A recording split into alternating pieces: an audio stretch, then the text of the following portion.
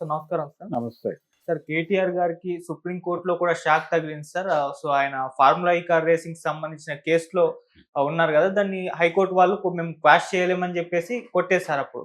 So, supreme కోర్ట్‌కెళ్లారాయన ఈ కేస్‌ని quash చేయాలని జెప్పేసి. సుప్రీం కోర్ట్ వాళ్ళు కూడా మేము హైకోర్ట్ ఇచ్చిన తీర్పులో మేము జోక్యం జేసుకోలేమని జెప్పేసి తీసేశారు. మరి ఇప్పుడు నెక్స్ట్ ఏ స్టెప్స్ వేయబోతున్నారు కేటీఆర్ గారు? ఈ కేస్‌లో ఏం జరగబోతుంది? మరి అరెస్ట్ అవుతారా? ఆయన దగ్గర ఉన్న ఆప్షన్స్ ఏంటి సార్?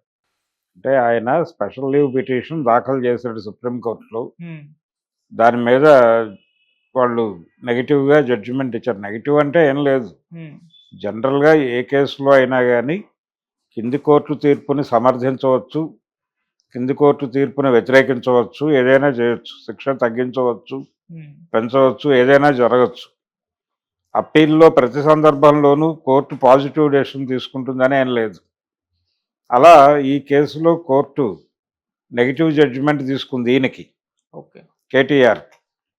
దాంతో ఆల్రెడీ ఇది గనక డిస్మిస్ అయితే కోర్టు అంటే విచారణలో విచారణ జరగాలి అని చెప్పింది. హైకోర్టు ఏం చెప్పింది, ఈయన క్వాష్ పిటిషన్‌కు వేసుకున్నప్పుడు అలా కుదరదు బాబు, ఈ ఈ కారు రేసుకు సంబంధించి అక్రమాలు జరిగాయని వాళ్ళు చెప్తున్నారు. దాని మీద విచారణ జరగాలి కదా! విచారణని ఆపేసి క్వాష్ చేయమని ఎలా అడుగుతావు నువ్వు అని చెప్పింది కోర్టు. ఇప్పుడు అదే అక్కడ చెప్పారు. అంటే విచారణ జరగాలి అంటే ఏమిటి? విచారణ జరగవలెను అని కోర్టే చెప్పిందంటే హ్మ్. విచారణ ఎలా జరగాలి? ఈయన్ని కస్టడీలోకి తీసుకొని విచారించాలి. అవును. అంటే ఇప్పుడు కేటీఆర్ అరెస్టు అనివార్యం అయ్యేటువంటి ఒక పరిస్థితి హ్మ్. పండగ పూట ఆయనకి ఒక సిగ్నల్ వచ్చింది ఇప్పుడు. ఓకే. దీని మీద ఇప్పుడు ఇమ్మీడియట్‌గా తెలంగాణ ప్రభుత్వం స్పందించి ఆల్రెడీ సిద్ధంగా ఉన్నారు వీళ్ళు. కోర్టు నుంచి ఇలాంటి జడ్జిమెంట్ వస్తే ఇమ్మీడియట్‌గా అడుగు ముందుకు వేయటం కోసం సిద్ధంగా ఉన్నారు వాళ్ళు. ఇప్పుడు ఈయన్ని తీసుకెళ్ళి అంటే చాలా పద్ధతుల్లో ఆర్గ్యూ చేస్తున్నాడు అతను కేటీఆర్. ఇది మార్కెట్ ఎకానమీకి బ్యాడ్ సిగ్నల్ వెళ్తుంది నన్ను అరెస్ట్ చేస్తే అనే విధంగా కూడా ఆయన భయపెట్టే ప్రయత్నం చేశాడు తెలంగాణ ప్రభుత్వాన్ని. హ్మ్. మీరు ఎవరైనా చేయాల్సింది మీరు చేయలేకపోతున్నారు. మీరు తెలంగాణ పట్ల బాధ్యత లేదు మీకు. వ్యాపారం పెంచడం అనేది చేయాలి కదా! గతంలో జగన్మోహన్ రెడ్డి రోజుల్లో అక్కడ లులు మాల్ లాంటివి వెళ్ళలేదు. మనం ఇక్కడికి అట్రాక్ట్ చేసి నడపగలిగాం. అందుకని మీరు కూడా అలాంటి పొరపాట్లే చేస్తున్నారు అన్న టోన్‌లో కూడా కొంతమంది మాట్లాడారు బీఆర్ఎస్ నుంచి. హ్మ్.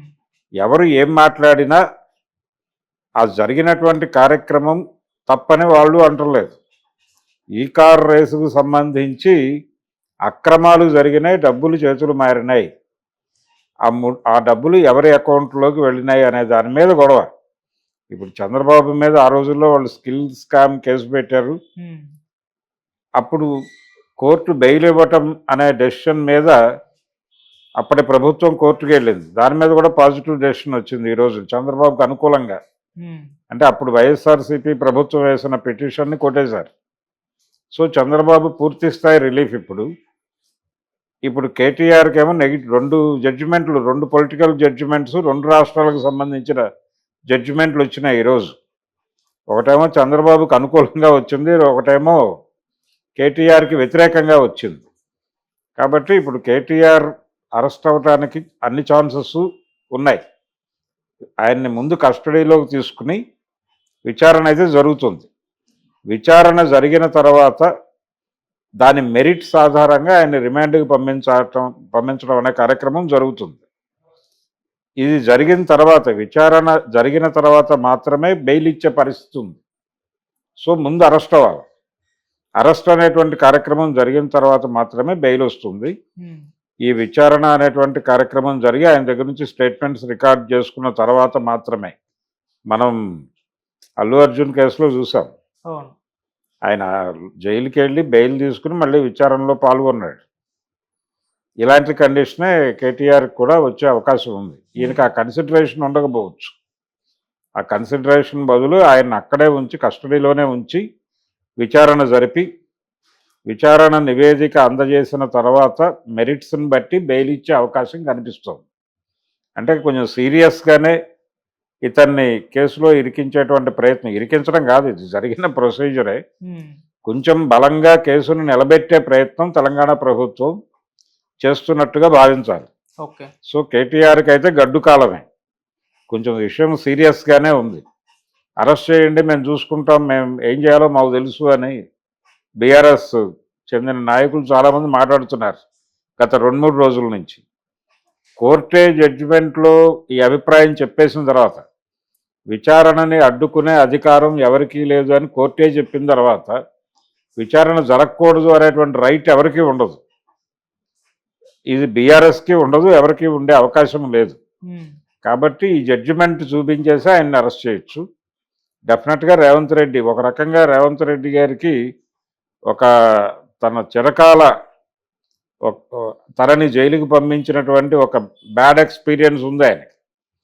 దానికి బదులు తీర్చుకోవాలి అనేటువంటి ఒక ఆలోచన ఆయనలో ఇప్పటికీ రన్ అవుతోంది అని అంటారు. నాకు అలాంటివి ఏమీ లేవని ఆయన చాలా సందర్భాల్లో చెప్పాడు. కానీ ఇప్పుడు ఒక రకంగా ఆయన ఇగో సాటిస్ఫై అవుతుంది ఈయన అరెస్ట్ అయితే.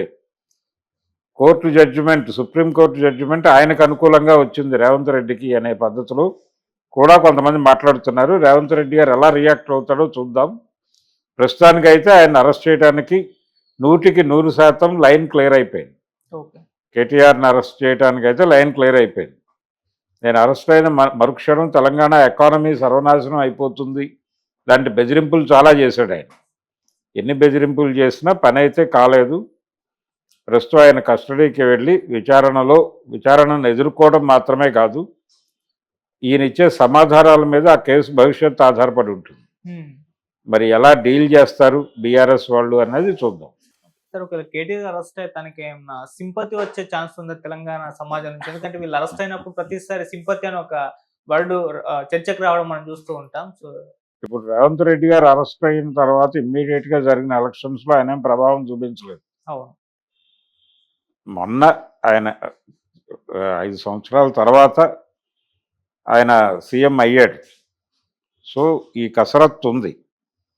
ఇదే పరిస్థితి అంటే ఇమ్మీడియట్గా అతను అరెస్ట్ చేసేస్తే ఇక్కడేదో ప్రభుత్వాలు మారిపోతాయి అని భయపడాల్సిన అవసరం లేదు. చంద్రబాబు అరెస్టు గొడవ వేరు, అది పార్టీ అధినాయకుడు అరెస్టు కాబట్టి, పైగా ఎలక్షన్ ముంగిట జరిగినటువంటి పని. అది కొంచెం ఎర్లీగా జరిగి ఉంటే బాగుండేది అని కూడా కొంతమంది వ్యాఖ్యానించారు. అప్పుడు అంటే కొంత డిస్కషన్కి అవకాశం ఇచ్చి అరెస్ట్ చేస్తుంటే బాగుండేది అని.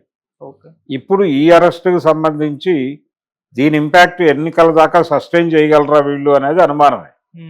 ఇప్పుడు ఈ విచారణ అయిపోయిన తర్వాత కోర్టు బెయిల్ ఇచ్చేస్తే కేసు కమిట్ అయి ఉంటుంది, బెయిల్ మీద బయట ఉంటాడు ఆయన. సో ఒక లింక్ ఉంటుంది, అంతవరకే బయటే ఉంటాడు. నెమ్మదిగా ప్రజలు ఈ 3 ఏళ్లలో జనం మెమరీలోంచి పక్కకి వెళ్ళిపోతుంది. అది అప్పటి ప్రయారిటీస్ మారుతాయి. అప్పటి ప్రయారిటీస్ అనుగుణంగా పోలింగ్ జరుగుతుంది. ఆ ప్రయారిటీస్ని ఎట్లా సెట్ చేయాలనే దానికి సంబంధించి రేవంత్ రెడ్డి వ్యూహరచన చేసుకోగలిగితే మళ్ళీ విజయం సాధించవచ్చు. ఇదేం సింపతి గెయిన్ చేసే అరెస్ట్ కాదు. రెండోది, జనాలకు ఒక విషయంలో స్పష్టత ఉంది.